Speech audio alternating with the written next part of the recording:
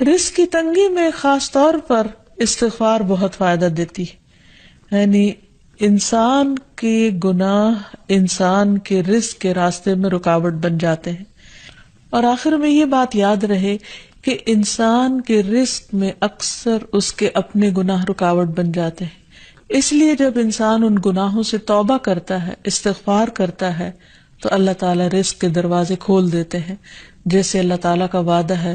قرآن مجید میں آتا ہے، نوح علیہ السلام نے اپنی قوم سے کہا کہ اپنے رب سے معافی مانگ لو، بلا شبہ وہ بڑا معاف کرنے والا ہے. وہ تم پر آسمان سے خوب بارشیں برسائے گا اور تمہاری مال اور اولاد سے مدد کرے گا، تمہارے لیے باغ پیدا کرے گا اور نہریں جاری کرے گا. تو اس سے یہ پتہ چلتا ہے کہ دنیا میں جتنی بھی راحتیں اور رزق کی قسمیں ہیں، ان سب کی کنجی استغفار ہے. تو اس لیے انسان کثرت سے اپنے گناہوں پر توبہ کرتا رہے. حضرت حسن بصری کی مجلس میں ایک شخص آیا اور کہنے لگا کہ اس کے ہاں اولاد نہیں، تو انہوں نے اس کو استغفار کا حکم دیا. دوسرے شخص نے کہا کہ ان کے ہاں قحط سالی ہے، بارشیں نہیں ہو رہی، تو انہوں نے ان کو استغفار پڑھنے کے لیے کہا.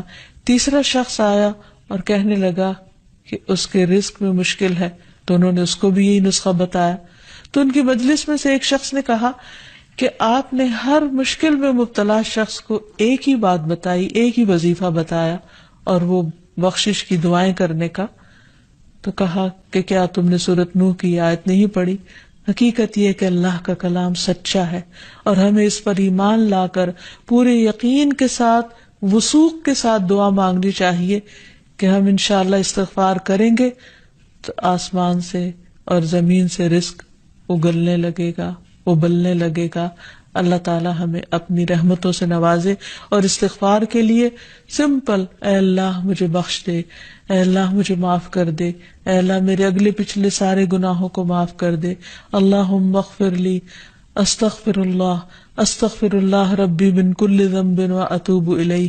اور سچے دل سے انسان توبہ کرتا رہے تو اللہ تعالیٰ کو مہربان پائے گا. وآخر دعوانا ان الحمد للہ رب العالمین.